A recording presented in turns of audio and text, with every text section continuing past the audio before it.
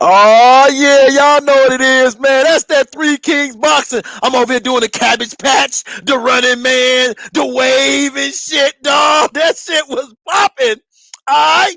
Y'all know what it is, man. Nigga said the Running Man, bro. This old. Hey, don't listen to this old ass 1926 motherfucker, man. Nigga, I'm over here doing the bird and shit. The motherfucker. I'm over here doing the chicken, nigga. I'm getting down. Oh, man. Yo, man. Hey, this is Three Kings Boxing. Always go to threekingboxing.com. Ladies, Grace, what's going on in the sport of boxing? And as always, joining me is that get the fuck out of here man himself. No beta male, the original of that term. My man, Prodigy, what's going on? What's good, fam? All I can say, dog, is after this weekend's cards, Shane Mosley probably needs Mari to come to him and say, Shane, you are not the father, nigga. I'm just saying, Shane Mosley Jr. is whack. You are fucked up for that. Shane, you are not the father. That nigga be like, oh, goddamn, thank God. Woo! Yeah, somebody take this nigga name off him, please. Name that nigga Jack Mary or something, nigga. Not Shane Mosley. Oh, man. But I digress. Oh, man, I digress. So funny. I tell you what, I'm gonna tell you what I know. I know all you niggas that's here today. We gonna start y'all in like a motherfucker at this early. So hey, fuck that. Y'all motherfuckers on the clock. Hell, y'all on the clock, bro. Y'all niggas on the clock, nigga. Shout out to Ronald Finkley. He gave $5 motherfucking dollars, man. He in these streets. My man. That's what's up. J.L. Davis said we fucking up these employee streets. We fucking up his traffic and shit. Hey, that's what's up, man. And that's what I expected. If we jumped on this whole early, let's see who's gonna be in here, man. Motherfuckers came in here like crazy. That's what's up, man. That's up, good. Man. Heisenberg, Kendrick Perkins, almost some 7 p.m. with the question mark, nigga. Hey, bro. I told y'all, I say, look, 9 p.m. Eastern time, but don't quote me on that, nigga. We can show up at any time. You know what I'm saying? Yo, shout out to the smartest nigga out there in boxing, Truth and Fact Sports Talk. Man, shout out to that nigga. Bo, see, man, Bo, what y'all don't understand, man, this nigga Bo is schizophrenic. This nigga got 15 profiles on Facebook, and this nigga used every last one of them. This motherfucker schizophrenic. I seen Bo talking to himself on Facebook. I'm about to say, them niggas should have saw your face that day you saw me talking to myself. You was like, what the fuck? What the fuck wrong with this nigga? My man Loizo say, we in these motherfucking streets. Hey, look at that nigga. I'm defending the idea. The IBF Dominican hooky champ. That's what's up. That nigga, man. Oh, shit. All right, Chris the author. Phew. What we got going on today? What's going on, everybody in here today, man? We appreciate all your actual factuals even in here. Damn. That's what's up. That's what's up. Damn, do we need to go early? Y'all let us know in the chat. Do we need to go early? For real.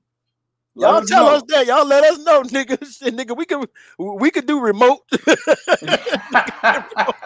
Right. Exactly. And we're gonna jump on that, Andrew. He said Haney was in a hugging mood for a round and a half. He was. Yeah, he was. Hey, he was, Bo. But we're gonna get to that, man. We're gonna get to that because that's one of the topics is about Devin Haney being exposed. Because I'm pretty sure by this point, it's Tuesday, June 1st. I'm pretty sure by this point, a lot of you have seen all over Instagram, Twitter, Facebook, wherever you at, your local gym and shit, the bar, nigga. Motherfuckers have said, man, that dude Devin Haney overrated. We're going to talk a little bit about that, man. But first, Bo, we got to jump into them fight cards, man. So hold on. Before we do that, man, what you got for the people today? You fucking right. Because Loizo just reminded me. You fucking right. He's an elite man, man. That's fucked up, Lord. That's fucked up, Lord. Hey, leave that nigga alone, man. He only got knocked out by a phantom punch. Leave that nigga alone, man. You know what I'm saying? It's not that nigga fault the chocolate sundae was too much. Chocolate Sundae. That nigga chocolate Sunday, nigga. Shout out to my man 78 Sports for that interview, though. That's my man. Yeah, that's what's up, man. Deontay with that chocolate Sunday shit, man. If y'all hadn't seen that, go to 78 Sports channel and watch the last video, the last interview you had with Deontay Wilder. It's the first interview after the arbitration decision, and 78 got some good shit in that interview. But one of the biggest problems that you'll first see, and you'll have to get over it, is that Deontay Wilder enters the interview naming himself Chocolate Sunday. Let's just get to the goddamn video, man. As you know, Wilder's been working out, and people have asked us, hey, 2K and Bo, we want to know y'all's assessment on what you've seen Deontay Wilder doing. So this is the latest video if you haven't seen it.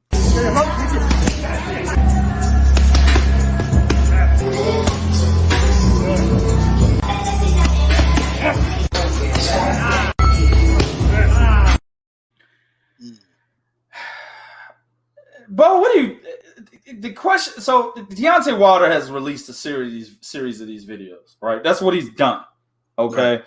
And from his perspective, obviously it is, hey, I'm ready, I'm getting in the gym. Malik Scott has been in the descriptions of these videos. Yeah, this nigga gonna get a motherfucking case, nigga. Killer, killer, killer. This nigga turned into Bone Thugs and Harmony, nigga. You know what I'm saying?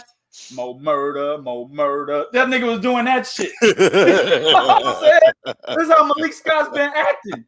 Like this these types of footage, this little piece of clips of footage that he keeps releasing is going to convince us that Deontay Wilder may beat the dust off of Tyson Fury. Well, what do you think about that, man? Let me ask you this first before you go into that.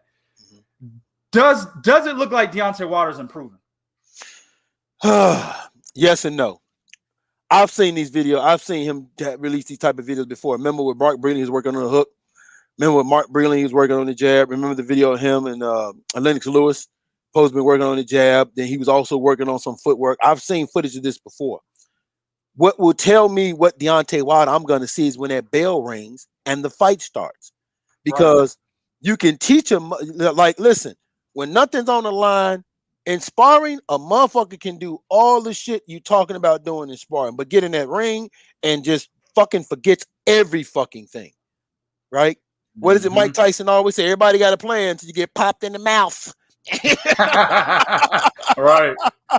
So that doesn't tell me anything. That doesn't tell me he can do it for 12 rounds. That doesn't tell me if he could be consistent with it, right? But on top of all of that, I like the fact he's trying to work on his athleticism. I said, yo, he needs to do that against Tyson Fury. But you need to be doing that, not just with Malik Scott. Show me you doing that with a motherfucker and trying to box you the same height and reach of a Tyson Fury. Like doing that with a nigga that's knowing what you're going to do is easy. You know what I'm saying? Like if you say, hey, man, 1, 2, 3, hook, pow, pow, pow, pow, hook. That's easy, nigga. That's easy. Right. Now, if I go to do the 1, 2, 3 hook, and I actually seen this nigga do this, all right? And he gonna get mad at me, but I'm gonna say it. Like 2K, when he was doing his son, he told us 1, 2, 3 hook. His son did 1, 2, 3. This nigga hit him. 2K hit the nigga. That's right. Absolutely. I'll hit that nigga. If you don't bring them hands back, I hit him. Right. Him and my daughter. Yeah. I saw him hit that nigga. He said, hey, man, you better get your hands back up. Get your hands That's up. what tell me something. So it's good to see he's working on his athleticism, but that's just not enough to convince me he's going to beat Tyson Fury. I mean, that's just footage of him working on shit. That doesn't mean that it's going to work when the fight starts, man. Absolutely. Yeah, I mean, I think it looks good. It's good eye candy for a lot of the Deontay Wilder fans out there, man, that have been waiting for his return, that have been waiting to see what he's going to do next, right? And that are backing him 100% in this trilogy against Tyson Fury. But the reality is everything that Bo said is correct. You're being instructed to do what he is showing you. You see what I'm saying? Can he do that in a setting where there are no instructions in the ring against a fighter that is constantly moving? And he's got his own game plan that he's trying to exact on you at the same time, right? If you want me to be critical of that particular footage, his footwork didn't look good. I need Deontay Wilder's footwork to be what it was against Bermane Stiverne the first time they fought. I've said this several times. He showed superior athleticism in that fight. He did not knock him out, but he outboxed the shit out of Bermane Stiverne. You see what I'm saying? Exactly, Chris the author. He do. Bo speak the truth. The nigga old as fuck, so he got nothing but truth. All this nigga got is truth and dust. That's all that nigga got. Hey yo, I'm like old boy on Hellboy. Remember the thing with the ash in his stomach and shit? Nigga didn't even have a heart. Exactly. Bo don't even bust nuts no more. This nigga bust dust. Hold on now. But nah, real shit. But real talk, man. What he said is exactly correct, dog. And we don't know what anything Malik Scott has taught him. Is he going to take that in the ring and execute it? That's why a tune-up was important in this situation. Now I said before, the fighter in me, I'd want my get back too. I'd have been like, nah, I don't want nobody else but this motherfucker. Give me my goddamn trilogy. I agree with that. However, since you just lost your trainer and you're getting a new trainer who you've never worked with before, you might have been in training camp because apparently him and Malik Scott were good friends, which led to the phantom punch of Malik Scott getting knocked out, right? They're good friends. He didn't want to really get hit by the nigga. You know what I'm saying? So he might have been in camp with them before, sparring and all that other shit, and I think he was. But he has never worked with Malik Scott as his head trainer. So therefore, it is just smart to get one fight at least where you're working with your new trainer before you jump into the fire. Just like Chris Eubank Jr. did with that dude, Mark, what was the nigga name? Markeith Morris, nigga? Yep. I know that nigga played basketball, but whatever. It don't matter what. Marcus Morrison, I think that was his name. Don't matter. He was a scrub, right? He was garbage. But Chris Eubank Jr. fought him because it was the first fight with Roy Jones Jr. Nothing wrong with that. Nothing wrong with Deontay Wilder taking a tune-up. I think he should have did that, bro. Because looking at these clips, don't fucking tell me nothing, bro. Tyson Fury's a whole new animal, bro. Tells me nothing. It tells you nothing. And you make a very good point. You guys remember when Sean Porter fought Ugas, and Sean Porter was trying to what? He was trying to box. And everybody like, yo, what the fuck is Sean Porter doing? Like, what the fuck is this shit he doing, right? Well, He did it because he knew the next fight, which was Earl Spence, that's when we saw the improvement.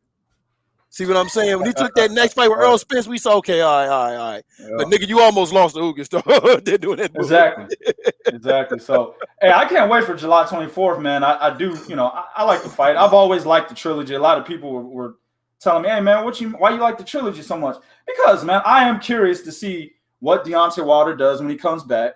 I still have Fury beating him. I'm curious to see what happens. And then if Fury does beat him, that should be the last time we hear from Deontay Wilder at the end of the day. If it's not, I don't give a fuck if it's not, but he knows he should be fighting the Charles Martins and of the other niggas of the world at that point in time. He's been knocked back down to that level. You know what I'm saying? Officially, if he loses a third time. Yeah, right? And I know y'all are gonna say, but guys, he lost. But you know what? For me, let's say, Deontay Wilder got knocked Tyson Fury out because the business of boxing is against this nigga. $150 million. No, the business of boxing is against this nigga. Right? 75 million, bro. 75 million a piece. Right. The business of boxing is against him. The business of boxing is against him. He got to knock him out. But if he goes in there and it's a spirited 12 rounds where he wins 4 rounds, maybe even 5 rounds, okay, I'm not gonna say you're done. But if he gets walked over like Tyson did, oh yeah, like you did, you're done. Let's jump to the recaps of this weekend, man. We're gonna do this shit real quickly, man. First one is Jason Quigley. Don't he got a name like he talking like that, bro? He sure does. Hey, what's up, man? How you doing, man? What's your name? My name is Jason Quigley. My bad, dog. That's fucked up. Jason Quigley, he beat sorry ass Shane Mosley, who couldn't even win the Contender because he lost to Brandon Adams. Right? But for some reason, when you listen to the DAZN broadcast, Sergio Mora loves Shane Mosley Jr. I don't understand it, bro.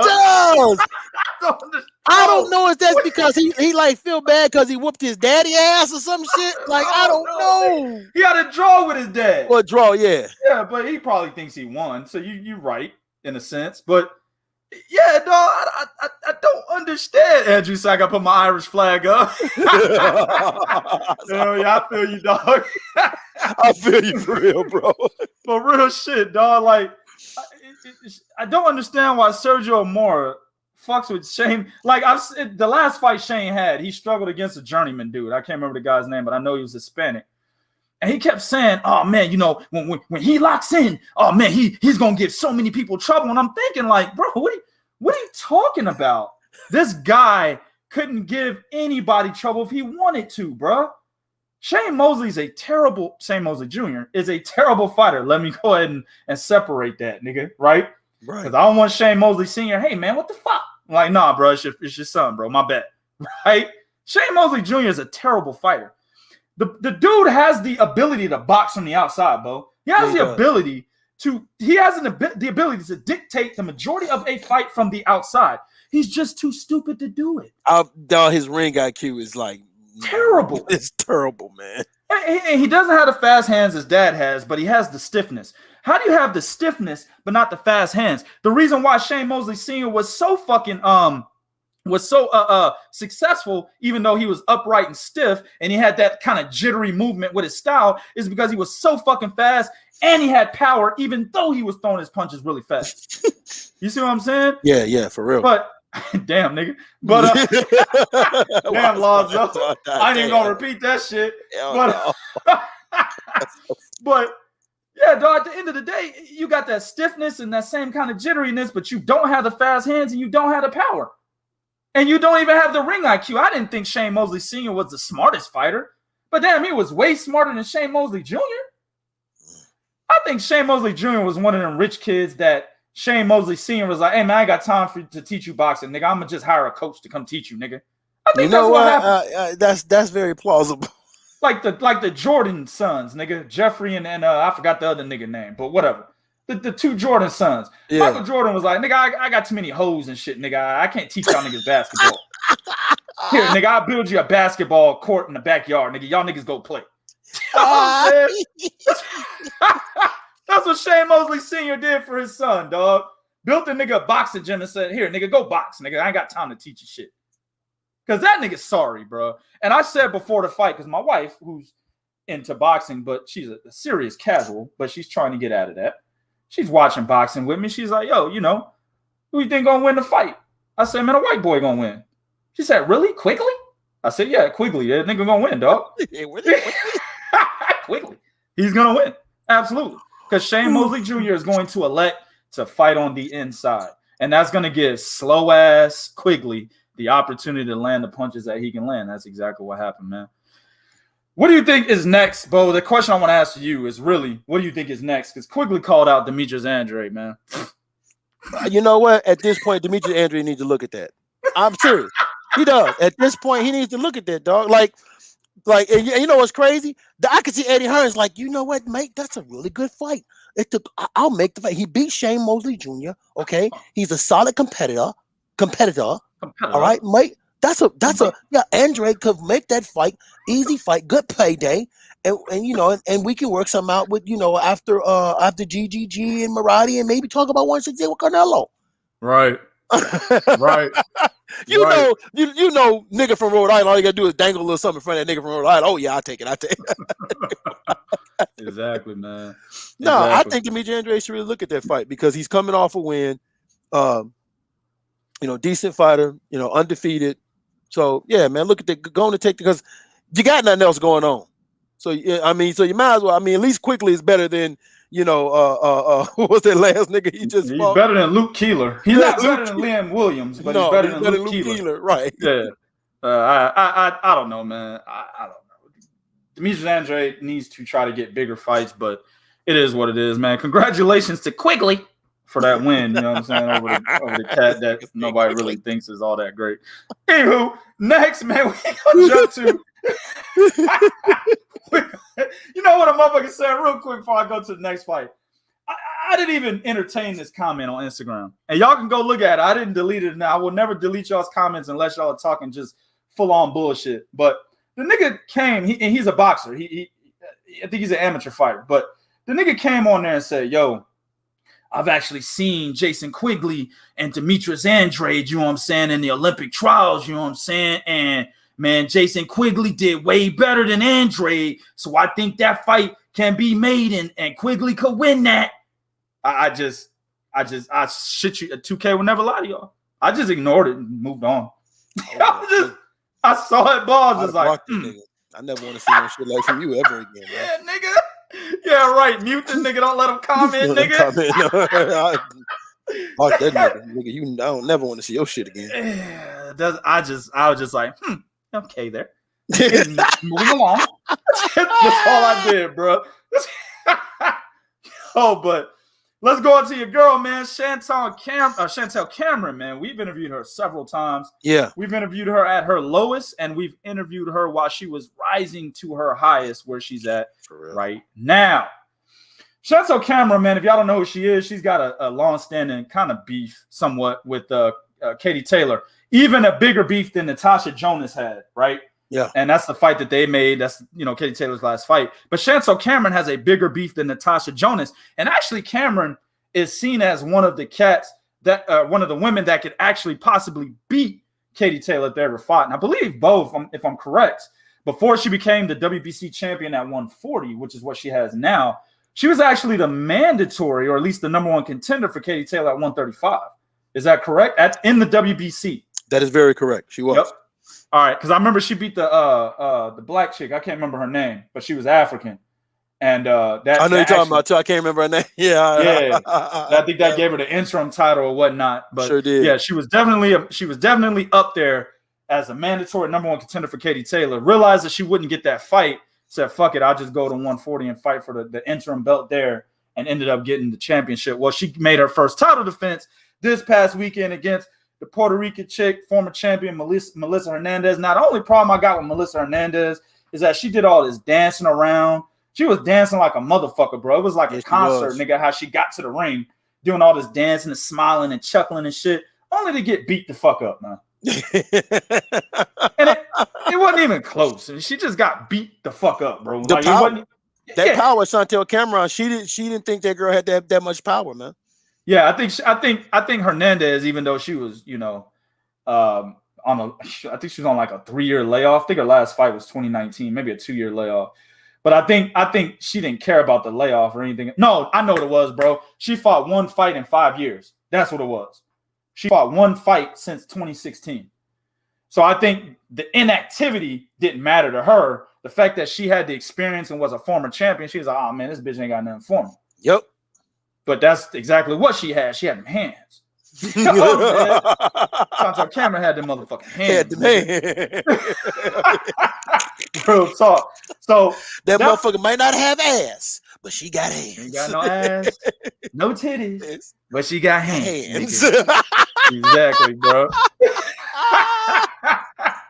Now, Chantel Cameron, the big story here is she wants to become undisputed at 140. Yes, she does. But is that she could take over that division because, you know, Jessica McCaskill left. Katie Taylor was there sparingly. She wasn't really there. She just went up to fight Christine Leonard-Dartell for that WBO belt, which ironically she got that belt back right after fucking Katie Taylor vacated it, right? So there's really not that much there at 140. Other than Christine Leonard-Dartell, that's probably her biggest competition, man. Do you think that's the right move, or do you think she should go full on up to 147? Because she probably won't go back down 135, but she'll go up to 147, try to take on Jessica McCaskill. What do you think about that, man? You know what? It's I'm glad you mentioned that because it's like pick your poison here. Because those are some very good fights she got at 140. Now, the thing of it is some of those are tough fights because you're talking about people that have a lot more experience, in-ring experience with them. If you go to Three Kings Boxing, I actually wrote the article. One of the people in there that I think has a lot of experience and some power is Kelly Reese. Kelly Reese been there with everybody. You name them, she's been in there. She's been there with. I forgot about Kelly Reese. Kelly Reese been in there with Christina Hammer. She's been in there with Hannah Gabriels. She's been in there with Cecilia Brackets, and she rocked Brackets, right? She either dropped her or rocked her. I think she dropped her, bro. Did she not drop her? No, she dropped her. You're right. She dropped her once and then rocked her a second time. Yep. Right. And Kelly Reese is like a dude. That bitch is like a stud. I don't give what y'all say. She's pretty stud, though. Yeah, she is. She's not ugly. She's just a nigga. Yeah, she's mean to the motherfucker, and she keeps coming. Like she got dog in her. So Kelly Reese, out of all of them, because you know you got Mary McGee there. Mary McGee is I believe the IBF champion. Now she's been there. She's been fighting the longest. She's been fighting since 2005. But Mary McGee has really only fought like maybe 2 people, and they really not like top people, but she's fought some 2 people. Then the other one there is Christine Leonard-Dartell. Now we all know about Christine Leonard-Dartell, right? Christine Leonard-Dartell fought Katie Taylor. Christine Leonard-Dartell has also fought Cecilia Brackets. I think her biggest challenge is going to be Kelly Reese. Although I think the thing with Megan McGee is she's had a lot of knockouts, but I question the level of opponents she had those knockouts against. So I think she should go on to do. She's going. My bad. She's going ahead and do undisputed at 140. Get her stock up, then look at 147. I agree. I think Kelly Reese has been around too long for her to be her biggest, her toughest challenge. I think Christine Leonard-Dartell, who actually gave Katie Taylor a good fight, she just couldn't adjust. Right? All she is a come forward, high pressure fighter, throws a lot of punches, and that actually gave, like I said, Katie Taylor a little bit of trouble. But at that time, Taylor was of the mind like, "Hey, I just had that war with Delphine Persoon. Very good. So point. I'm about to start boxing. Fuck that. I'm not sitting in the pocket for this next fight." That's a very good point. And that's why she was able to get around Leonard-Dartell pretty convincingly. But Leonard-Dartell did give her some trouble. I think that high pressure style will give Chantel Cameron some trouble because Chantel Cameron is a little bit stiff, Bo. She's a good boxer. Nice 1-2, nice right hand, right? Very cerebral in the ring, meaning she has a pretty good IQ, but she's stiff. I want to see what happens when motherfuckers are educated in their pressure and they're applying relentless aggression towards her, and it's educated. When I mean educated, I mean smart, You know what I'm saying? I know what you said. Smart pressure. Not that shit Hernandez was doing this past weekend. No. Smart pressure. How does she handle that? Can she fight off the back foot? I haven't seen that yet, Bo. Right? I saw it when she lost to Katie Taylor in the amateur. Yeah, that's true. That's true. That's true. Yeah, that's true. So I do want to see how that shit turned out. Right. I want to see that against somebody of Linda Dartow's stature. But yeah, you're right. Kelly Reese is somebody that would give her, in my opinion, a tough fight. But I think Chantel would beat her. But Linda Dartow, I'm up in the air with that. McGee, no. She fucked her. Fuck her up, nigga. You ain't got no love for the Gary Indiana. Nah, nigga. Gary Indiana, stand up. Y'all niggas get knocked out. That's fucking real talk, nigga. All right, man. Let's transition into the shit. We'll go back to the other fights later in this broadcast, man. But let's get back to the shit. Devin Haney versus Jorge Linares. Yes. Now, as I said earlier in the intro to this, I talked about how motherfuckers was saying that Devin Haney was exposed. As you can see that photo that's up there right now. Now, the reason why people are saying this, let me just say the esoteric or exoteric meaning. Let me say that, right? The meaning that's on the surface, right, is because Devin Haney got rocked in the 10th round. At the end of the 10th round, by the way, a round he was winning, got rocked, did a little dance and shit. Y'all saw that nigga, right? Did a little dance and shit. Superman that hoe. Yeah, that nigga was hurt. You know what I'm saying? That nigga was hurt. I'm sorry. He was hurt. That motherfucker was hurt. And it was funny because Jorge Linares saw that shit and did a little dance of his own. Yeah. Ushered that nigga to the corner. That nigga to the corner. Take your seat over there, please. Yeah. Take your seat, please. Exactly, bro. That shit was dope. I liked it. I fucked with it, right? And then he came out in the 11th round, and this nigga asked Jorge Linares to prom, nigga. Oh, you stupid. I just got what you said. He did, nigga. You stupid. Hey, Jorge, you know, you've been around 135 for a while. I've been around 135 for a while. I just wondering, man, if we can go to prom together, man. I just been watching you for a long time, man. Can I have this dance? That's what happened. This nigga start dancing with Jorge Linares for the entire 11th round, bro. The entire 11th round, bro. Now, let me say this before niggas start getting mad. Man, fuck this nigga 2K, man. Bitch ass nigga. Let me say this first, right? It was a smart tactic to hold because his legs were not under him. A lot of people were like, why doesn't he just take a knee? No, because you can hold. You take a knee when you're taking too much damage and you can't hold. Then you take a knee, right? But you don't just come out and take a fucking knee just because your legs are not under you. No, you hold. And you hold to buy yourself time so that you can get your wits about you, nigga. That's what the holding is for. Now, excessive holding is illegal. Yes, it is. And I will say that I was sitting there saying, while I was watching the 11th round, I said this. I said, yo, referee might want to look at taking a point from this nigga. I agree with that. I said that, bro. I don't like niggas that hold for too long, man. I don't care who it is. Stop holding so fucking much. Now, he was admonishing Jorge Linares, I think, for behind the head punches, right? Mm-hmm. Throughout the fight, actually. But he didn't say shit to this nigga Devin when he was holding in the 11th round. I didn't like that. Now, if you don't take a point, that's fine. At the end of the day, spread them apart, get with Devin. Hey, too much fucking hold, nigga. Issue a warning at least. He didn't even issue a warning. Yep. Right? I didn't like that. That's like that hack-a-shack shit that they do in the NBA. Yeah, right? yeah. Okay, we're up, guys. We have a minute left. Let's foul the worst free throw shooter ever. I hate that shit, nigga. I hate that shit. Foul, got you. You're it. That's some pussy shit, man. Same thing with holding. Oh, man, I'm winning. Let me not get knocked out. Hold. Nah, man. that's when the referee needs to jump in and say, hey, bro, stop all that holding. Use other tactics to keep yourself from getting hit flush so that your legs don't go completely from underneath you. You're smart enough, Devin, to use other tactics instead of excessive holding, right? But at the end of the day, Bo, he did it, my nigga. The referee didn't say nothing. It's legal. Yeah, it is. Yeah, now, it is. Here's the deal. They're saying that he was exposed because of those 2 rounds, bro, only. Now, Bo, I don't know how you scored the fight. But round 1, I gave to Haney. Mm-hmm. Round 2, I gave to Haney. Mm-hmm.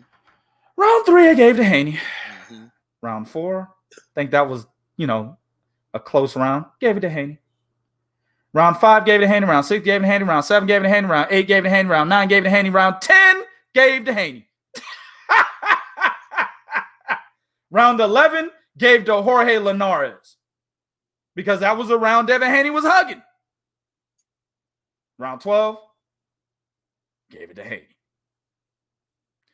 So on my scorecard, and there's 2 rounds that I feel that you could have gave to Jorge Linares outside of round 11.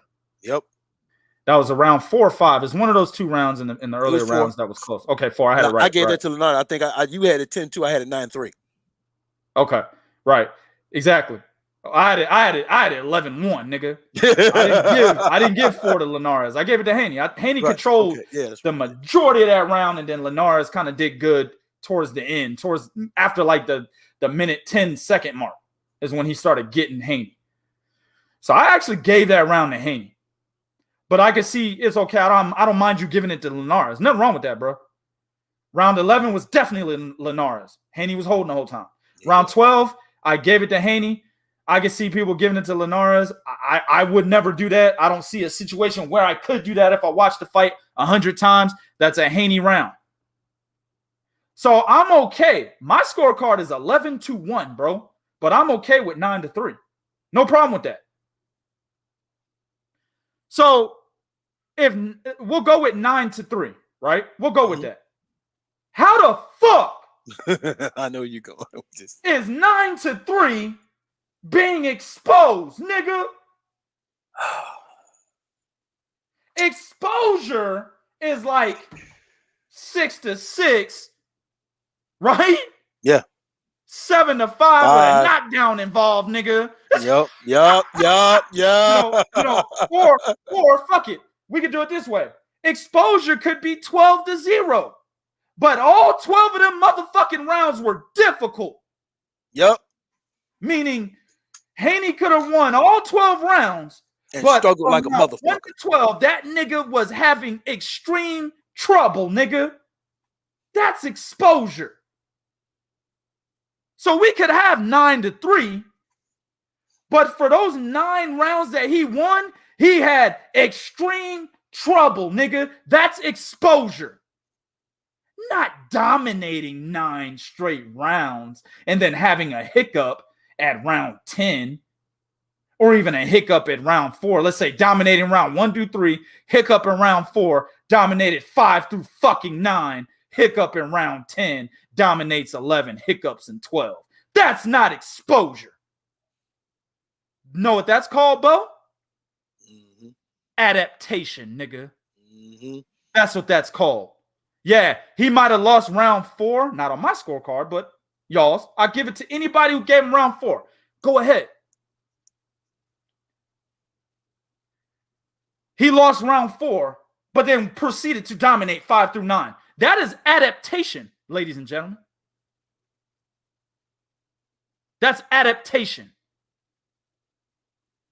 Getting rocked at the end of round 10 to where this nigga did the Harlem Shake and the stanky leg nigga at the same time, right? Yep. With that goofy ass platypus grin that nigga has. Right? He do have that goofy ass grin, don't he? Right? And then coming out in round 12 and actually still, even if you gave round 12 to Linares, you can't deny that he did have good moments in round 12, and that's Haney. That's adaptation, ladies and gentlemen. Because if he never adapted, should have been knocked out in round 11 or 12 then. Yep. If he never adapted, after he lost round 4, he should have proceeded to lose 5, 6, 7, 8, 9, 10, 11, and 12. En route to losing his WBC title. If he never adapted. See, the problem here, Bo, it's 2 words. Double standards. That's the problem here.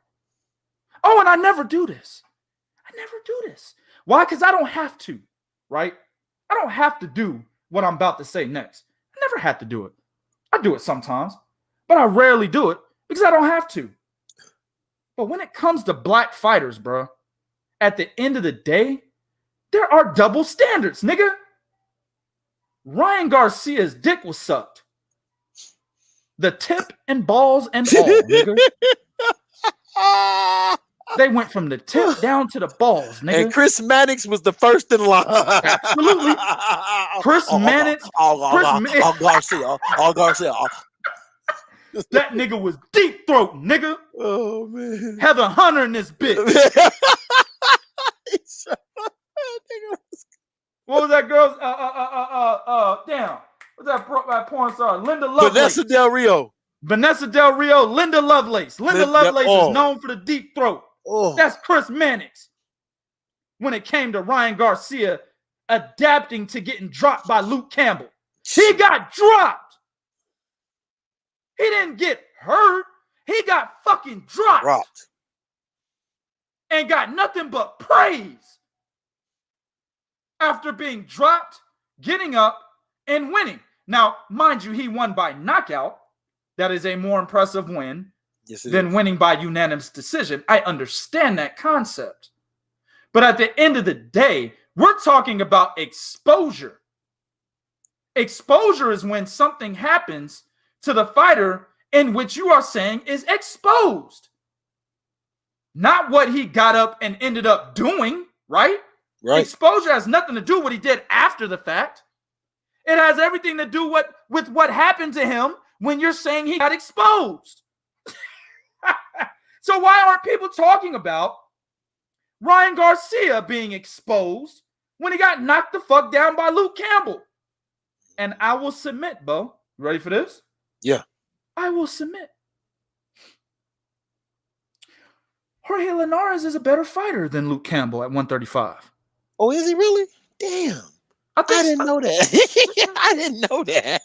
Isn't he like a three-division champion? Yeah. Luke Campbell has how many belts? Luke Campbell and me got the same amount of belts.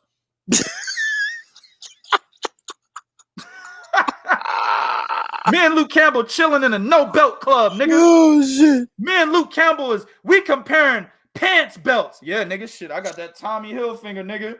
Well, I went out and got that Donald Trump belt. I got that Tommy Hilfiger, right? No shit, right? That's what me and Luke Campbell was just doing 15 minutes before this show started, nigga. We was comparing pants belts.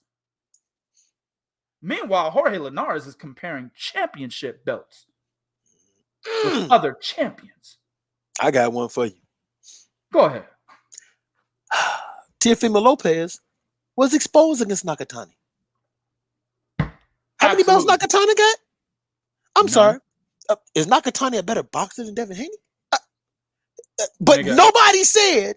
Now, Teofimo Lopez adjusted and won. But then nobody say, oh, Teofimo Lopez is not going to beat Richard Comey. No. That's not that. That didn't happen to Teofimo Lopez. Didn't happen to him. But you can't tell me Nakatani with that jab, that reach, that movement, he exposed. If I go how y'all talking about, he exposed Teofimo Lopez. But did nobody say, oh, Teofimo Lopez can't beat Richard Comey? He's not ready for Lopez. Nope. They didn't say that, bro. They didn't say that. I even add to it. If he got exposed, that nigga did a hell of a job fixing himself when he fought Vasyl Lomachenko. He sure did. So what I'm saying for you dumb niggas out there, they're like, 2K, what are you talking about? That makes no sense. For you dumb niggas, what I just said was, a fighter can be exposed, but then go back to the drawing board and become a much better fighter than what you just saw. That's what I just said. So by saying that he got exposed does not mean he doesn't deserve to fight Teofimo Lopez. That's what people are saying. They're saying, oh, man, fuck him. He'll lose to Teo. He'll lose to Ryan. I don't want to see those fights. Fuck it. Teo should fight somebody else. No, he shouldn't. He should fight Devin Haney. Even more so now because Teofimo Lopez seems to think he'll fuck Devin Haney up because of what he saw Jorge Linares do in the 10th round. He should want to fight the nigga even more now. Shout out to Virtuoso. He put $5 on. He said, Vanessa Del Rio. Nah, man. Chris Mannix, Sky Black. Ryan Garcia is all. I'm talking head game. Exactly. They all did, Virtuoso. His fans did too. This motherfucker had a cream pie and shit with like 50 niggas after he beat Luke Campbell, man. All in the media. All these faggot ass media dudes that y'all keep seeing, these niggas was all cream pieing with Ryan Garcia. All of them.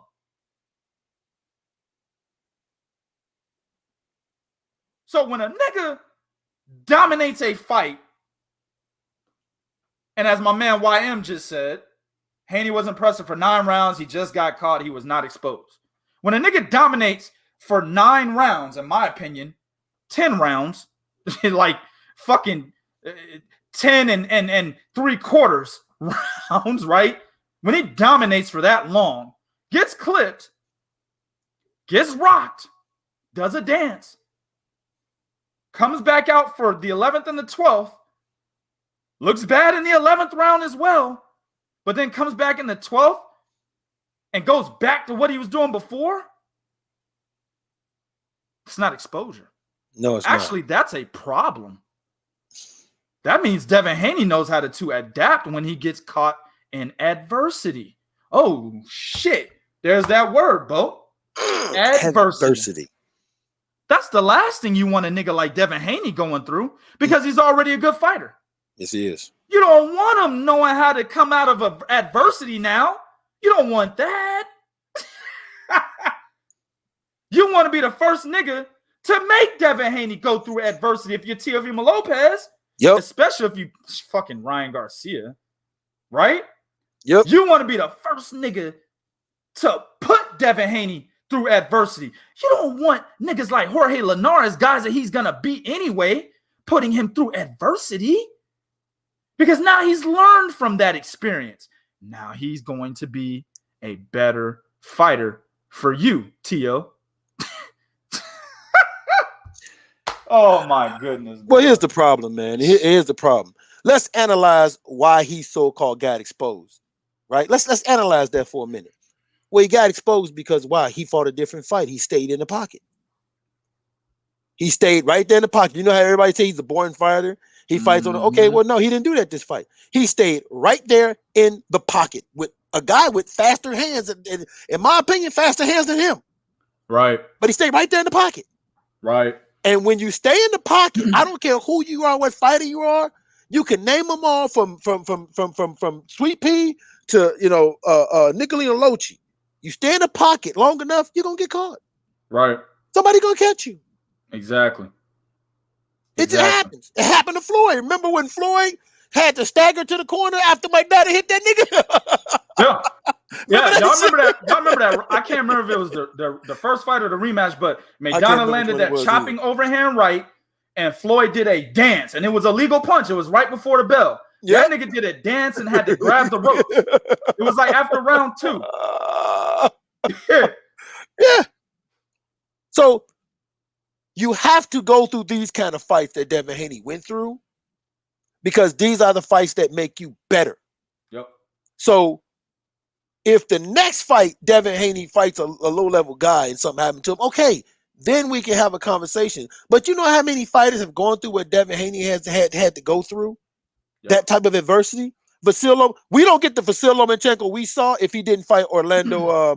What's the dude? I can't think of his name right now. Or Salinas. Orlando Salido. You talking about? Yeah, Salido. Yeah. Right.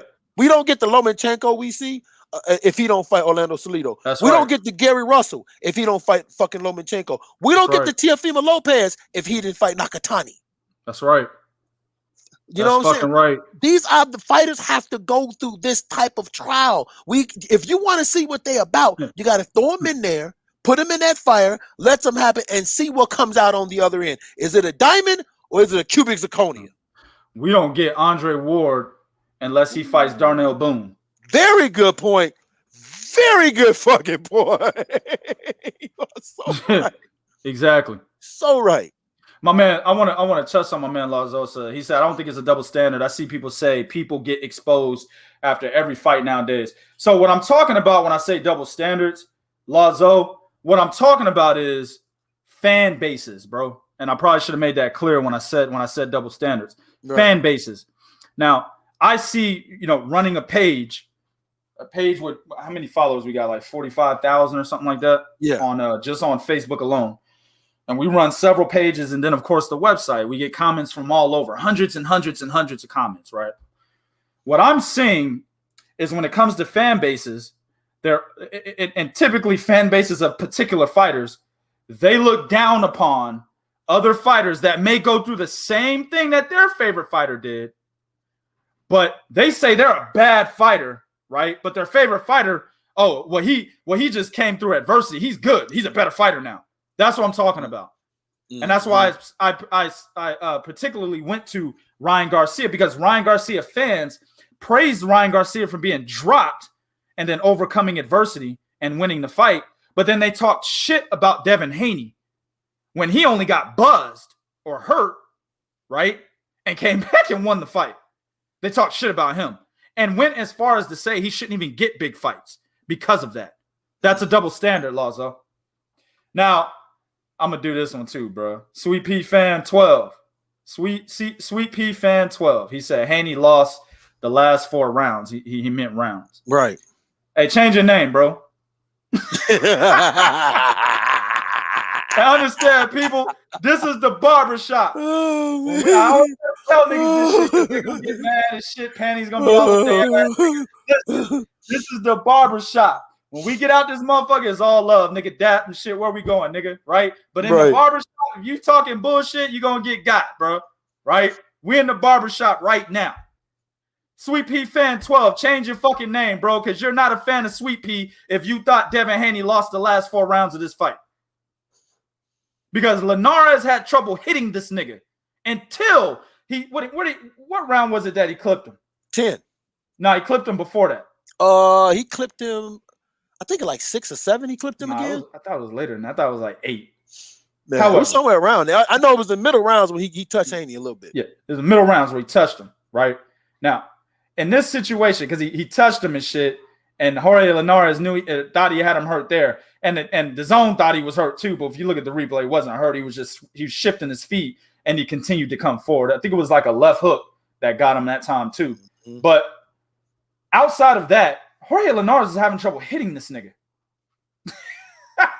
And then he clipped him again in the 10th round, and that's when you saw him get shook. But he had trouble hitting him. And that was round 8, 9, 10, and 11, 12. So I don't understand what you mean by he lost all 4 rounds. Prove that to me. How did I don't that understand happen? either, because in round 10, he got clipped. He was winning that round until he got clipped, which the bell ended right after he got clipped. So I don't even understand that one. Like he literally won round 10. Right. He just got clipped and then the bell rang. Right.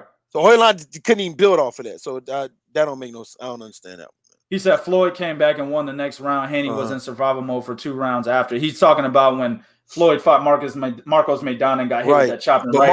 Marcos Maidana doesn't have the speed, the skill, nor the ring IQ of Jorge Linares. That's number 1. Hey, compare Marcos Maidana's hand speed to Jorge Linares. Nigga, that's night and day, bro. Yeah. Night and day. Right? But my thing is, with a name like Sweet P Fan, you would learn to understand the art of boxing, which is hit and not get hit. Right. If you're a fan of Sweet P Whitaker, then you understand the art of hitting and not getting hit. Well, that's what Devin Haney displayed this entire fucking fight until he got clipped a couple of times. That's what I don't understand. That's why I say change your name. Make it Provodnikov Fan 12. Provodnikov. That nigga. Nigga, make it Tim Bradley 1. Tim Bradley. Right.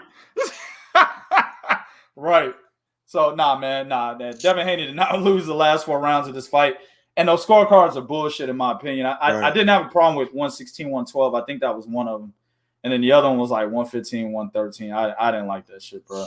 115, 113 was like, what the fuck were y'all niggas watching, bro? Yep. The only thing that I didn't like about was I don't think his corner handled him being hurt properly because he came to the corner. They're giving him instructions on what to do in the 12th. Nobody acknowledged this nigga was hurt. Like nobody told him stand up, move around, put water on him. No, none of that. Like nobody even asked, are you okay? Are you hurt? So I guess they just and kudos to Devin because guess what? He actually had to think through that himself because they probably figured he was all right because like you said, he was smiling. So they thinking, okay, man, he's okay. Right? But when he walked back to the corner, I remember when Mickey Ward fought, I can't remember the guy's name. Remember his brother had him jumping around in the corner to get to revive his legs and shit. Yeah. You got to do that because when a fighter's hurt to that degree, Devin Haney is, you don't let him sit down because when he sits down, his legs get relaxed. Devin Haney in 11th to 12th was holding, not because his he was still hurt from the punch. His legs never got back up underneath him. And if some of y'all I give you guys a perfect example. You guys ever walk up and down a flight of stairs to the point your legs are just gone? You're okay mentally. It's just your legs are gone. That's right. And that's what that was. He was good. Just his legs never recovered. And that was on the part of his corner. That was a huge inexperienced mistake to me on the part of his corner, man. Yeah, I agree. They should have did better. Kind of remind me of Austin Trout versus, I believe it was Jamal Charlo, right? One of them. No. Jared Hurd. It was Jared Hurd, bro. Because you know what? You're right. Yep. They never did none of that nigga's legs. Nah, man, they didn't massage his legs. They didn't tell him to stand and shake him out. They did nothing. The nigga just sat down with hurt legs, bro. And you could tell he was done. He's sitting down, head down, legs stretched out. I'm like, dog, he was beating Jared Hurd's ass, bro. Like he was winning the fight, nigga. Nobody could tell me that nigga was not winning that fight, bro. Nobody could tell me that Austin Trout was losing Jared Hurd. I'm fucking sorry, bro. You know what I'm saying? Nobody. He was winning that fight. The nigga's legs went out from beating the shit out of Jared Hurd. That's what happened. His legs said, God damn, nigga, you whipping this nigga ass. Nigga, we tired. That's what happened. Yep. And his legs went out, and ultimately he got I think he got knocked out, if I'm not mistaken. I can't remember. But Jared Hurd ended up coming back and winning the fight. All said, because the nigga's legs were out. That's exactly what, and it's good that he only had 2 rounds, because maybe we could have saw that. I don't think that it's that, it wasn't to that magnitude of Austin Trout in the Jared Hurd fight, but it reminds me of that, what you're saying, right? They didn't do the right thing in the corner when the nigga's legs were gone, and that's why his legs were still gone in the 11th round, and that's why the nigga was hugging and kissing and trying to make love. Nigga. You know what I'm saying? The nigga had on that boys to men, nigga.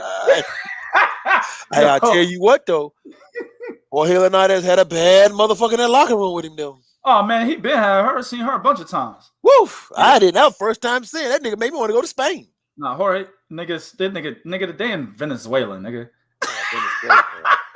Nigga said Spain. Oh shit!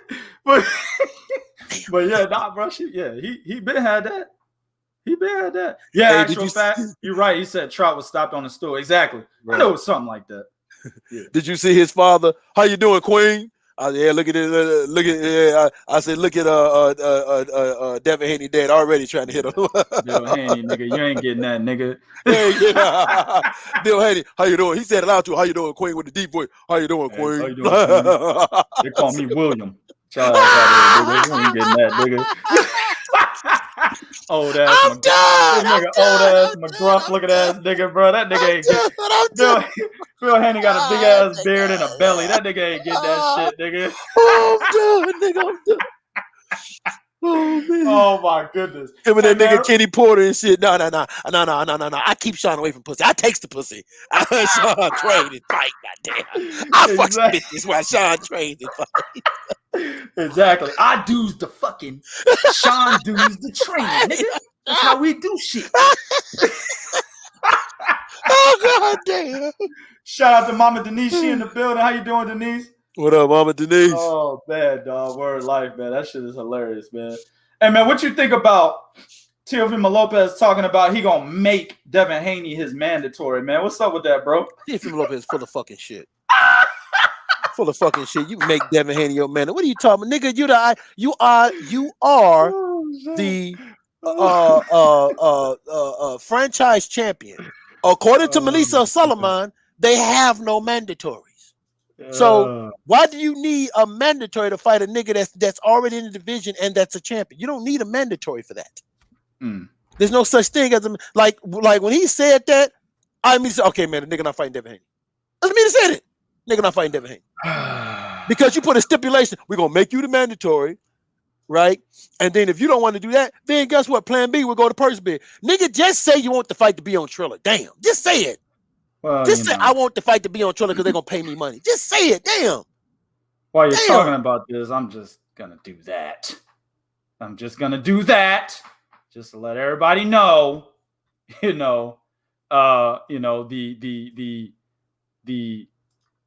WBC champion can't be a mandatory, guys. I'll just put that up there. That does say Devin Haney, right? It does say that, right? It does say that.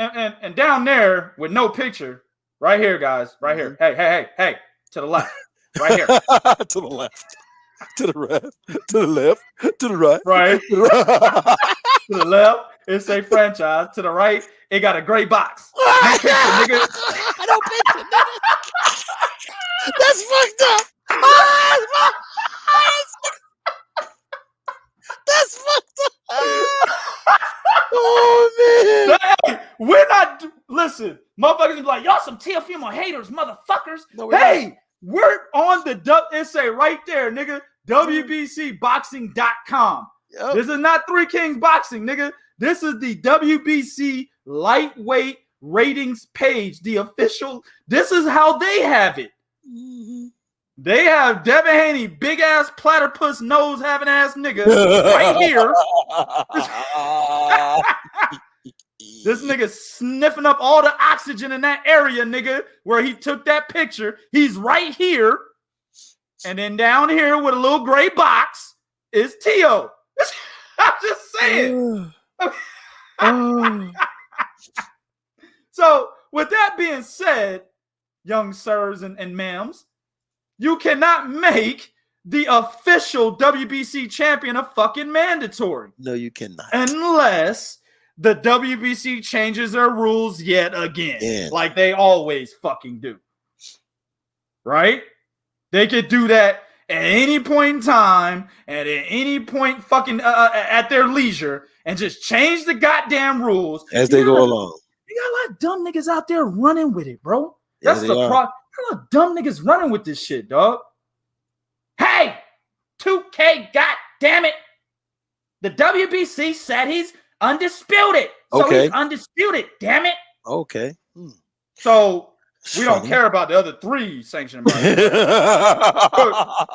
give a fuck what they say. I don't give a fuck what they say, right?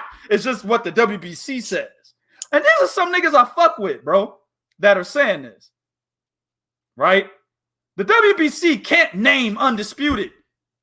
They need the go-ahead from the other three sanctioning bodies. The WBO just can't come out one day and say, hey, he's undisputed. They need the go-ahead from the other three sanctioning bodies. The IBF just one day can't just wake up and say, you know, goddamn what? hey, man, I'm going to say it. I was at the movie set with Mario Van Peebles, and he told me. Oh, shit. Mario Van Peebles. Right.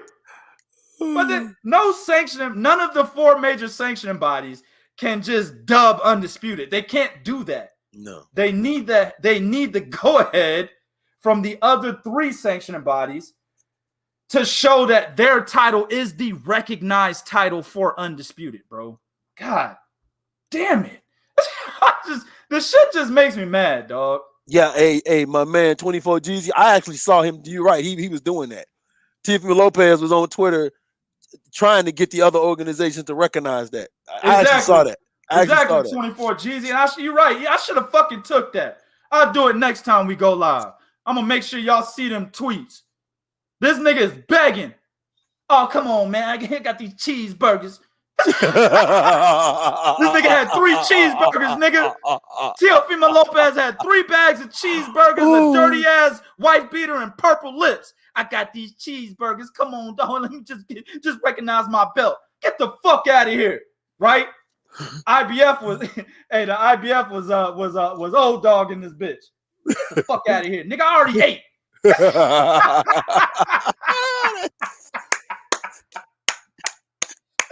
Daryl Peoples was old dog, nigga. Nigga already ate, motherfucker. Oh man, Paco Vargas is over there like, oh, I'm from Mexico, but I'm not Mauricio Solomon. I'm from a different part of Mexico. You know that. Paco ain't. I'm from El Barrio. Paco ain't playing that shit, nigga. Paco like, I'm from El Barrio. Fuck that WBC bullshit, nigga. Devin Haney's our champion over here. Right. No shit. Make no goddamn sense, man. Yo, man, but yeah, at the end of the day, bro, it's good that Tio's doing this because he's starting to understand, right? Are we about to do that, bro? He said no one gives a damn about Lampley's thoughts. We getting there, we getting there, bro. But at the end of the day, you know, Teofimo Lopez, it's good that he's doing what he's doing, like 24 Jeezy said. And, you know, I liked what Josh Taylor did, saying, hey, nigga, you got shit you need to take care of at your own weight, motherfucker. Stop talking to the big dog, nigga, right? I like that because a guy like Tio, he thrives off of what you guys say about him. He a little nigga. You know what I'm saying? Y'all remember when y'all were little niggas, and there's a lot of little niggas in my chat. You know what I'm saying? When I say little nigga, that means under 28, nigga, you a little nigga. You know what I'm saying? You under 28, you a little nigga, bro. Right? You remember how you thought when you was a little nigga? If you thought you fucked the baddest bitch, you thought you was the best nigga out there in anything. Right? Yeah, damn right you just because you got some bad pussy, you all of a sudden think you can play basketball. Oh, dog. Right? That shit did that kind of shit to you, dog. Right? You know, when you accomplish one big thing, you think you are that nigga. Oh, right? dog. I had squeezed this chick named Natasha Green. Everybody wanted her. I squeezed that motherfucker, man. Like you said, I got brave and shit. Man, one day I pushed my uncle. Now I got the shit beat out of me. You got that right. I got the shit. He like, what the hell is wrong with you? Right. You got your motherfucking ass whooped. Right. But that's what happens when you a little nigga, you got a little nigga mentality. That's how you think. You do one big thing, and that's what he did. He beat Vasily Lomachenko. 100% credit. Although I thought the fight was a draw. 100% credit to Teofimo Lopez. Mm-hmm. Right? So at the end of the day, right? At the end of the day, this motherfucker did one big thing, and now he thinks he's big shit, and he thrives off of how you guys see him when he's saying he's big shit. Yeah. Teofimo Lopez came out with t-shirts, bro, that said Undisputed on. Now, to me, I'm like, nigga, you just wasted your fucking money. No shit. But he's got so many dumb motherfucking fans out here that he probably didn't end up wasting his fucking money. You see what I'm saying?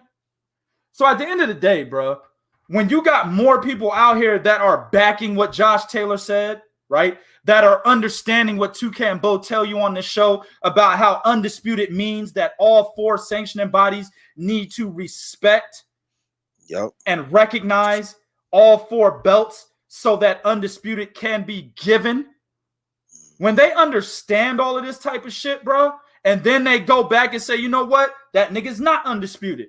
That will make the fight with Devin Haney. Hey, man. Hold on. But as long as y'all motherfuckers is out here allowing this nigga to walk around saying that he's undisputed, the big fight won't happen. That is the big fight at 135. That really is. It's Devin Haney and Tio. You could put Tank in there, but y'all know Tank ain't been talking about fighting none of these niggas. That's why he's at 140 right now. This nigga's fighting Super Mario Brothers, nigga, at 140. He ain't trying to fight nobody at 135. Nigga fighting Mario, nigga. Literally Mario from the Nintendo game, nigga. That's who he's fighting. He ain't talking about fighting nobody at 135. So take him out. Ryan Garcia got mental illness because his bitch caught him fucking another bitch. How you get mental illness from that? Plus, I think his booty still hurt a little bit. And his booty hole still hurt. His booty still a little sore. Yeah. Right. They didn't put Vaseline on this time for that nigga, dog. So you can take him out of the mix. The big fight at 135 is Tio and Devin. So as long as you motherfuckers are out here backing Tio, then the fight doesn't get made. You can back him as a fan, like, I like Teofimo Lopez. He's a great fighter. Keep doing that. I'm not saying don't do that. I'm saying don't back this undisputed shit because it's not true. And there's so much evidence out there that says it's not true. It supports it as fact. So stop backing it. And Tio thrives off of that. As long as y'all are calling this dumb nigga undisputed, he won't fight Devin Haney. Fuck. Go ahead, Bo. I was finna say now, I have a very limited Chicago West Side education, but remind me, what does the word undisputed means? That means it can't be disputed, correct? That's right. So if there's a dispute, then you're not undisputed. Exactly. So if the other organizations are disputing you as undisputed, then you're not undisputed because there's a dispute about you being that. I don't understand how that's hard for niggas to figure out. Doesn't make sense to me. I mean, when Tyson Fury and Anthony Joshua were getting ready to fight for, quote, undisputed, nobody said, well, hold on. In order for that fight to be undisputed, Tyson Fury has to take the franchise title first. Nobody said that. Nobody said that. Nobody said that. Right. They said, oh, shit, Joshua has 3 belts, Fury has 1, fight for undisputed. That's exactly what they said. Nobody said, nope, it can't be undisputed because Tyson's not franchised yet. Nobody said that. They didn't say it when Terrence Crawford fought. Well, wait a minute. He's not undisputed. He got to fight for the franchise title. Hell, they didn't say it when Josh Taylor, he looked like a Jason. Josh Taylor, right? Yep. Just got undisputed. They didn't say, nope. Josh Taylor's not undisputed. He didn't get franchised yet. Right. God damn, bro. So at the end of the day, stop backing Tio as the undisputed champion because he's not. And once you guys start doing that in abundance, and it's already been happening, and I'm happy with what I'm seeing. It's already been happening, right? But once it keeps going, as it keeps going, more and more, that's why you're seeing Tio's behavior now. He's starting to understand. He had a little nigga hiccup. You know what I'm saying? He just got married and shit. Nigga got a little money in his pocket. Nigga just lost his virginity. He little nigga hiccup. Now he's understanding. He's got to fight Devin Haney, man. All right, man. Let's go to the rest of them fights, man. Your boy Subra Matias, that's the man that was inadvertently responsible for the death of Maxim Dadashev at 140 pounds, right? One of the deaths that we've had in the last 3 years of boxing. Subra Matias is a bad motherfucker, man. Nigga, you have redeemed yourself. Yeah, Sweet Pea. I still don't want you with that name. No shit, but at least you redeemed yourself. I still don't want you with that name, my nigga. You know what I'm saying? Maybe that should be Brandon Rios fan 12, nigga. But that nigga ate himself out of boxing. Real talk. But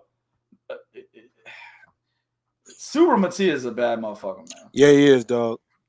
Now, he won this fight against an undefeated Uzbekistanian who was actually being seen as a guy that a lot of cats thought was going to be a champion one day. Whooped his motherfucking ass. Man. Easy work, right? Now, here's the deal. Did you hear about who Subra Matias is supposed to be fighting next? No. So, Subra Matias is lying in wait in an IBF eliminator, right? For the winner of Louis Ritson versus some cat. I can't remember his name. Ponce. Last name Ponce. Man, this nigga finna catch another body. Hey, no, I'm not trying to laugh, nigga, but I'm just saying, bro. Louis Ritson. If I'm Ritson, because he'll probably He might lose to this Ponce dude, actually, because this motherfucker can box. He's an Argentinian cat. He has the IBO belt. That motherfucker can box. I can't remember his first name, but that motherfucker can fight, bro. And remember the last time Ritson fought a boxer, he got exposed. Now that was exposure. Mm-hmm. That was exposure. Louis Ritson was seen as the Sandman, knocking everybody the fuck out. Prospect, right? Gets in there with a nigga nobody knew from Europe, but he was a boxer and got beat the fuck up and couldn't adapt. That's exposure. Right? So Louis Ritson has already been exposed because he can't fight against boxers, can't fight back foot, none of that, right? He did look good against your boy. Damn, I forgot his name, man. So many. Robbie Davis Jr.? Yeah, Robbie Davis Jr. He looked good against him, but didn't look good after that against Miguel Vasquez. No, actually he didn't. Right? A lot of people thought Miguel Vasquez won that fight. So this Ponce cat, he might piece this nigga the fuck up. But let's just say Louis Ritson ends up winning because he is the more popular fighter of the two. If I'm him, I say, nah, man, I don't think I need an eliminator right now. That's how serious Subriel Matias is, bro. Now, I know Matias lost his fight after he inadvertently killed Maxim Dadashev, and he ended up losing his next fight, I believe it was, right? His very next one, or it might have been the one after his It was the one after that. Okay. Larry Gomez, I think the cat name was. That's right. He looked bad, lost it. But, man, when he fought Malik Iceman Hawkins, somebody got to him. I think he felt he was still suffering from killing Maxim Dadashev. And that's what led to his loss. After that, I think somebody got to him. They talked to him. Somebody in his family, somebody in his entourage, somebody in his camp, whatever. They talked to him and said, hey, man, things happen. This is the sport of boxing. You are not to blame for going out there and doing your job. Just like somebody got to Charles Conwell when he killed Patrick Day, right? Sure did. Charles Conwell was vocal. He said, hey, man, this is affecting me. He said he contemplated suicide. Sure did. Right? But since then, somebody has gotten to Charles Conwell and said, hey, man, you can't be to blame for doing your job. Yep. Right? And he's come out and he's winning all these fights now. Charles Conwell. Not on the same level, but he's winning all these fights. Same thing with Subriel Matias.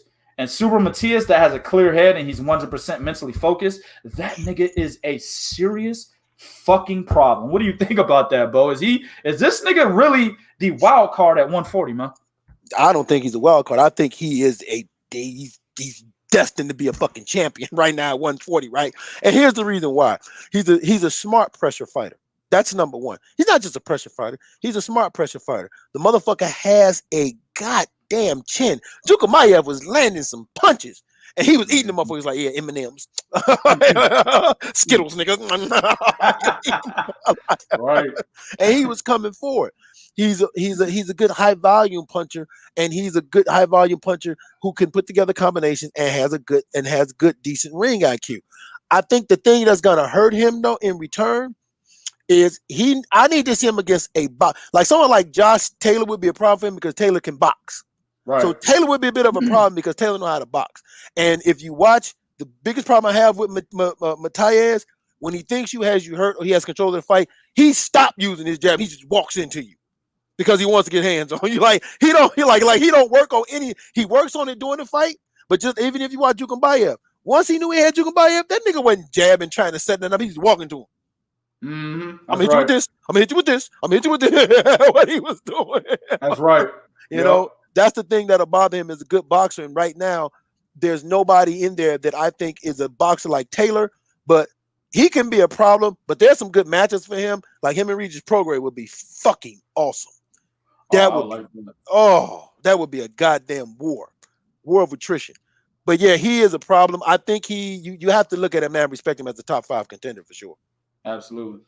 All right, man, we're going to go on to Gary Antoine Russell, man. He beat his dude. I mean, I ain't got to mention his name. But 14-0, 14 knockouts, right? It's not about what Gary Antoine Russell did in that fight because he did the same shit he always does, right? And Santiago did the same shit that all his other opponents did. He withered under the storm and got knocked the fuck out, right? It's what he said afterwards Gary Antoine Russell. Now, for you dumb niggas, this is not Gary Russell, the WBC champion at 126. This is his little brother who fights at 140. Yep, the little brother's the big nigga. The big nigga, yeah. Right. He's the biggest of them all, actually. The biggest of them all, sure is. And is he the youngest?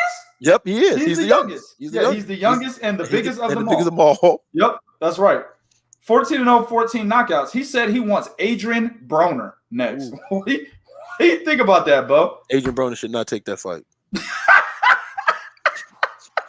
Leave that young nigga alone. Leave that young nigga alone. Leave that young nigga alone. Oh my God, bro! Don't take that fight. Leave that young nigga alone, man. Yeah, I listen. But what does Adrian Broner do from? I mean, what does he do from here on out? The last fight he had, which was against Santiago, by the way, sure was. That was a fight. That was Adrian. The guy that Gary Antoine Russell just beat was Adrian Broner's last opponent. And that was the fight where all of you guys were saying Adrian Broner lost. Yep. Right? So if Gary Antoine Russell is making Santiago look like shit, but Adrian Broner's in like a life and death fight with the nigga and almost losing, but where does he go from here then? Where does he go? To Ohio and sit down on his couch. Watch TV, right? Watch from there. on that rented TV that Al Heyman gave him. Hell yeah, yo. That's what he do. Go, you know what I'm saying? Every night and then go out there and say, y'all know I'm about billions. Take your ass in the house, agent. Okay. Yeah, nigga, you won't even sniff $1 billion, nigga. Everybody know your money came from Al Heyman, nigga. You just gotta pay the nigga back. That's why you broke. Everybody know that, nigga. Yeah, man. I just don't know, Bo. Oh man, Adrian Broner can't take that fight, dog. He does not throw enough punches. He doesn't throw enough punches, man. But Adrian Broner is not. He doesn't want to retire. I agree. You're right. I'm just saying, what does he do? He's still got the star power. What does he do with it? And when I say star power, people, I mean people hate him enough to still want to buy his fights and go to his fights to see him get knocked out, or he's never been knocked out, but to see him lose and hope that he gets knocked out at least one time in his career. They're still going to do it. So he's still going to put asses in the seats and put motherfuckers' eyes on the TVs. He's going to do that. Hey, man, do what Mike Tyson did. Do Broadway shows talking about your life, nigga. Damn, nigga. And a skirt. And a skirt.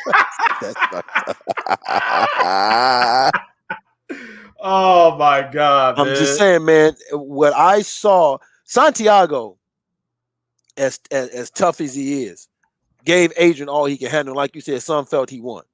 Right. Fucking Gary Russell, Antoine Russell, mind you, this was a step-up fight for him. Now, y'all talk about Edgar Berlanga. If you look at the quality of dudes that Antoine Russell been fucking whooping, it goes way past anything Edgar Berlanga has been doing, goddamn. And again, bro, like I don't do it very often. But again, double standards. I just don't see why he's not being talked about. Edgar Berlanga sucks. He sucks.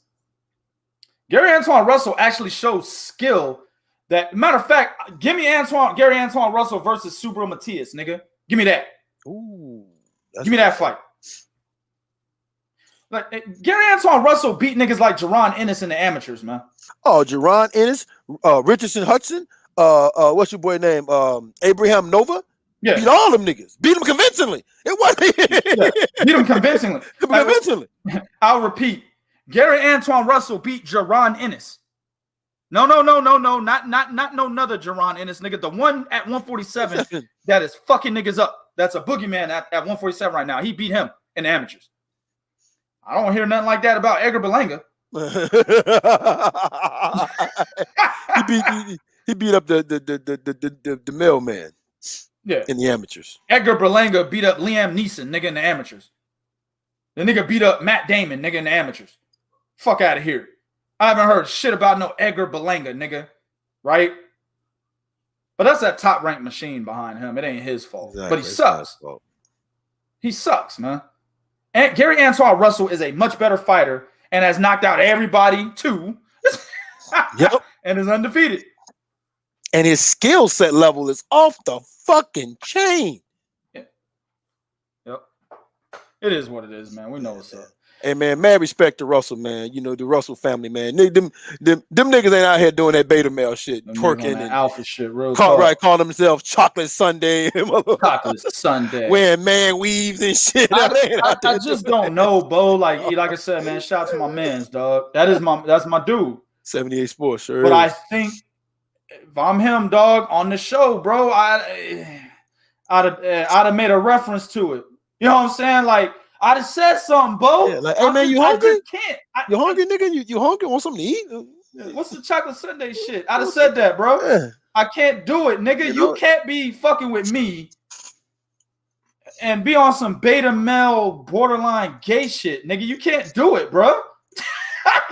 I don't allow it, nigga.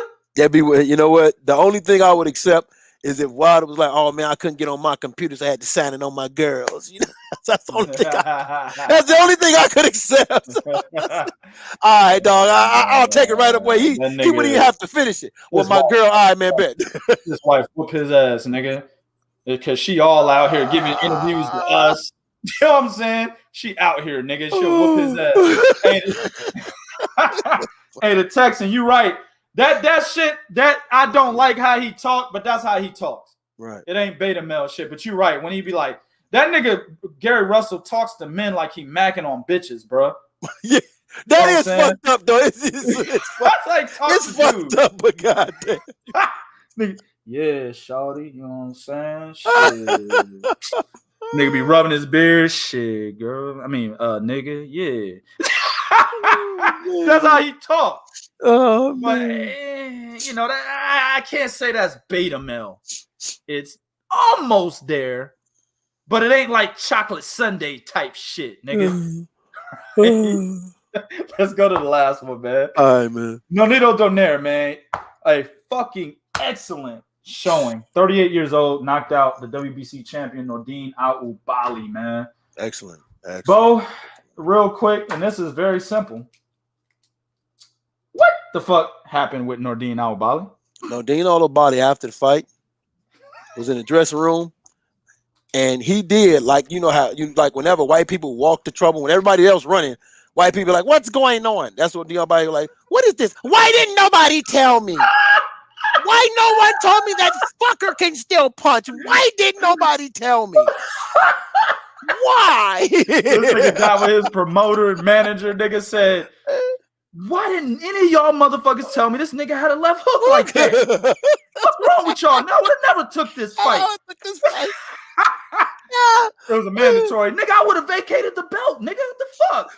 Y'all told me that the Naoinoi fight was a one-off.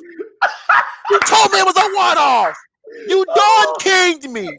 You Don King'd me. You remember when Don King told Ali, "Hey man, Joe Frazier's done." Yep. Thrill Manila. He said, "You Don King'd me." You Don King me. You fuckers.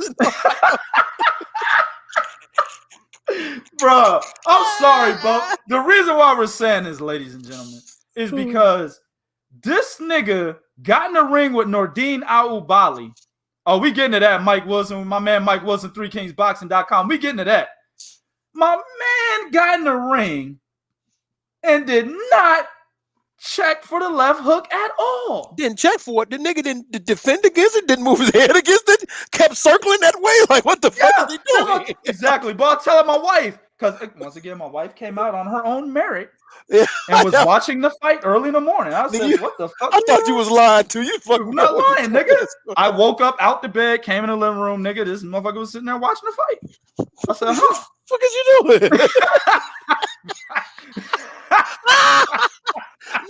No, I got to watch this motherfucker.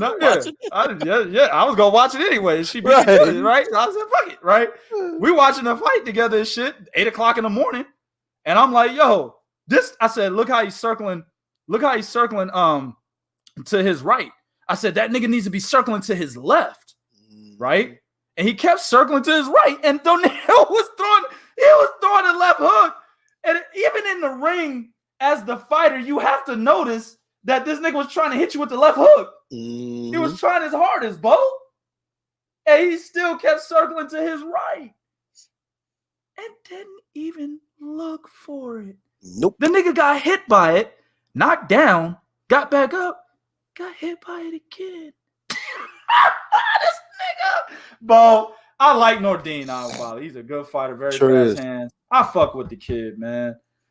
But somebody did not educate him on why Nonito Donaire was a 4-division champion. Listen, Nonito Donaire is probably top 5 best flex hooks in boxing history. Agreed.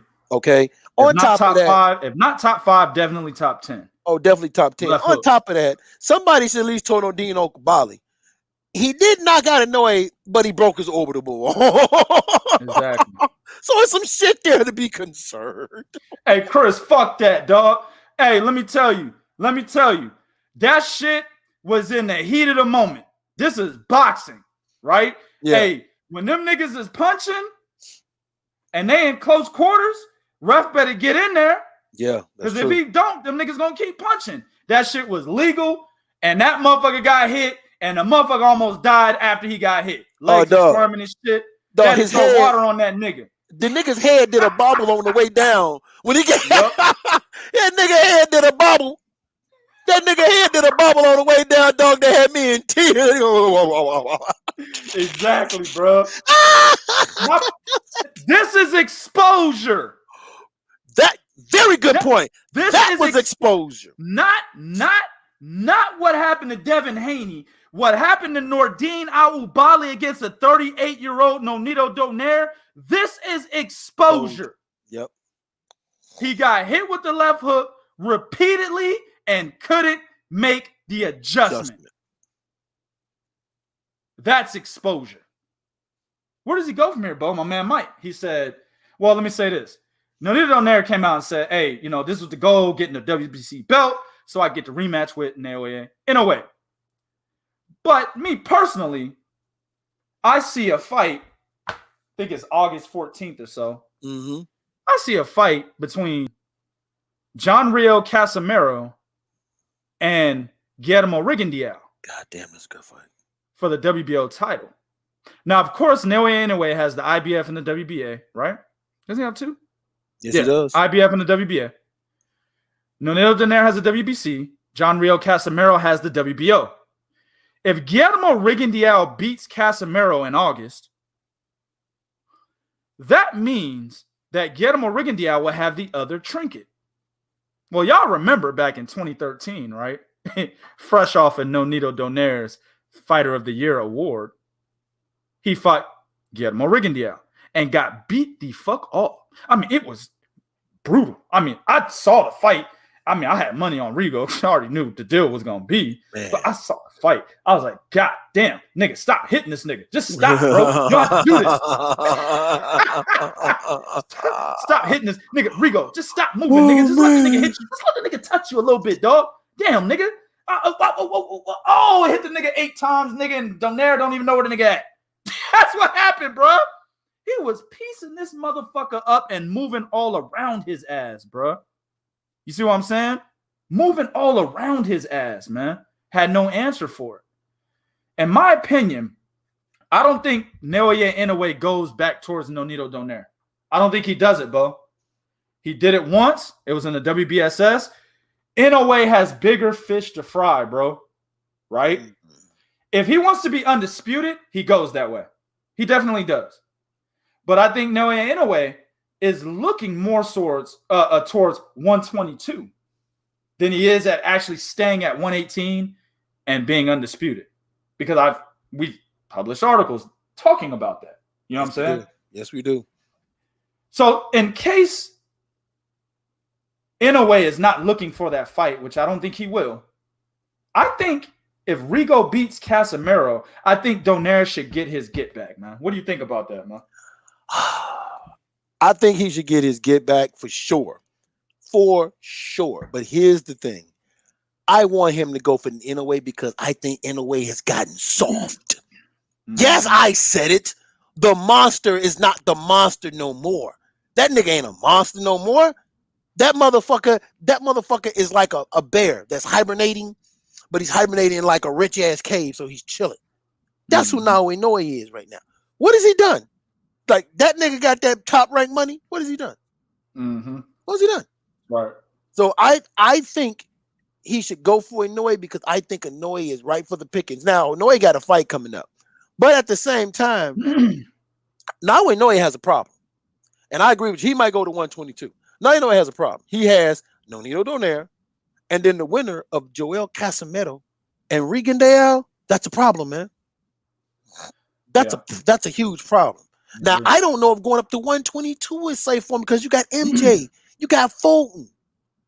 You know what I'm saying? And that nigga motherfucking for who? For Naoya Inoue. Hey, man, Inoue can bang with the best of them niggas at 122, bro. I don't have no problem seeing Inoue fighting Stephen Fulton. I have no problem, definitely have no problem seeing him fighting Brandon Figueroa. Or MJ. Yeah, or MJ. MJ gets hit. I have no problem seeing that. Stephen Fulton's good. I'm not going to sit here and say Stephen Fulton the greatest nigga I've seen. No. No. You know what I'm saying? And, of course, Stephen Fulton is from Let Him Down, Philly. Oh, shit. Okay, where you going, nigga? You going to the club? No, I'm going to the club tonight. Why not? Because I got to go to Philly to let a couple niggas down. That's where he's from. Can't forget that. Just saying. My man Mike, you feel me, Mike? I'm thinking, no way. I'm thinking, hey, man, I don't know, man. There's some problems up there for you 122 because you've been getting touched on a little bit. But they still good fights. You know what? They still good fights I would like to see because you never know. I'm not sold on MJ. I don't think MJ looked good in his last fight, man. I'll give you that one. Yeah. I'll give you that one. He's good. Good fighter. But he's not like that. Inoue is a proven champion. Nigga, fucking three divisions. Three divisions. Nigga, proven champion. Why wouldn't you want to see Inoue go up to fight MJ? That's actually the first fight. I'd be like, nigga, fight him.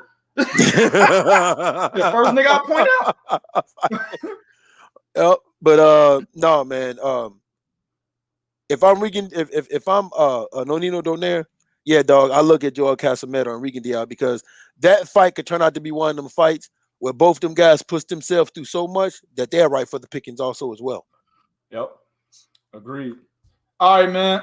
We're going to go to the last one. Ain't going to take nothing but a little second, nigga. Jim Lampley.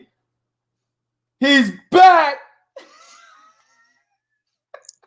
Back by popular demand. Oh, my God. This nigga's going to be watching Teofimo Lopez. He going to commentate Teofimo Lopez versus George Kambosos. And all you're going to hear is, bam, by straight left hand by Pacquiao. That's what you're going to hear. You stupid. That motherfucker can't get away from that, bro. He going to be watching Teofimo Lopez and George Kambosos. And he going to be like, that was a great right hand by Teofimo Lopez. But let me tell you why Arturo Gatti should be in the Hall of Fame. Oh,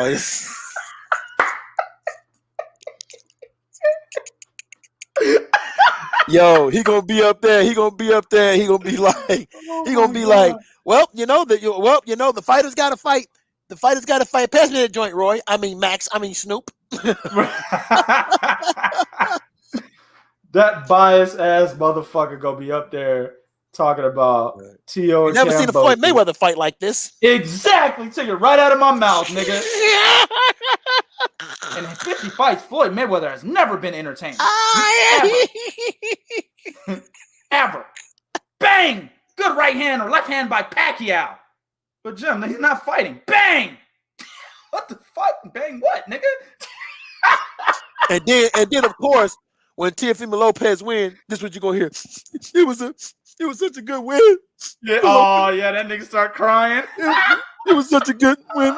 I'm so happy to be here, Triller. Like, oh my God, nigga. You gonna be watching, I don't know, nigga, motherfucking Logan Paul versus Floyd, nigga. Bang! Good right hand by Logan Paul. Oh, he's knocked down, nigga. He's getting up from getting knocked down. Bang! Good job beating the count. Bang! I can't stand Jim Lampley. I hate that nigga, dog. He is the most biased commentator I've ever seen in my life. Never seen nobody more biased than Jim Lampley. Never. Ever. The fucked up thing was when he first started, he wasn't like that. But when he got to HBO, god damn. That nigga is, oh my God, bro. Just be prepared to hear a whole bunch of bullshit. I mean, you're already hearing a lot of bullshit on Triller. but it was entertaining bullshit.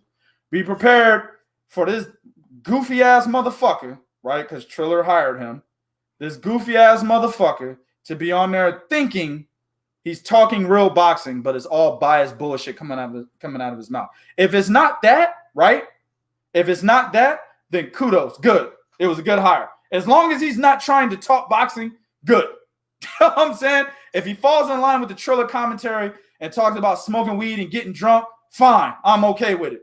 But please, Jim, don't try to impose your somewhat so-called boxing knowledge on us. We don't want to hear it. I do not want to hear Jim Lampley talk about old fights. I don't. Do not. I do ain't no not. niggas you work HBO good commentators, nigga. Right.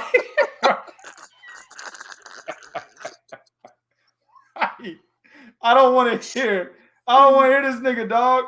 I don't want to hear his synopsis for you dumb niggas out there, right? Just an analytical summary of his favorite fight, which is fucking Arturo Gatti versus Mickey Ward. We all know that. We all know that, yeah. Right? We don't want to hear it over and over again of how Arturo Gatti is the greatest fighter of all fucking time. I don't want to hear it. I don't want to hear how all black fighters were sorry and runners and couldn't fight and didn't. Oh, listen. How all black fighters could never make the Gotti list. Don't want to hear it. What the fuck is the Gotti list? I still don't know what that is. That's some shit he came up with, dog. I know, but is Ruslan Provodnikov on the top of that motherfucker? Brandon Rios? The Gotti Dennis list. Shapovalov, nigga? That shit was wild. The Gotti list. Man, fuck. You got anything else on that, Bo? That's all I needed. I didn't really need that much time for Jim Lampley. Punk Hell ass. no, I ain't wasting my time on that nigga. Fuck it. Exactly, man. All right, man. Y'all know what to do, man. Go to 3kingsboxing.com for your source of pure, unadulterated boxing information. You know, shout out to everybody in the chat. Appreciate everybody that came in. Looks like we got to go earlier, Bo.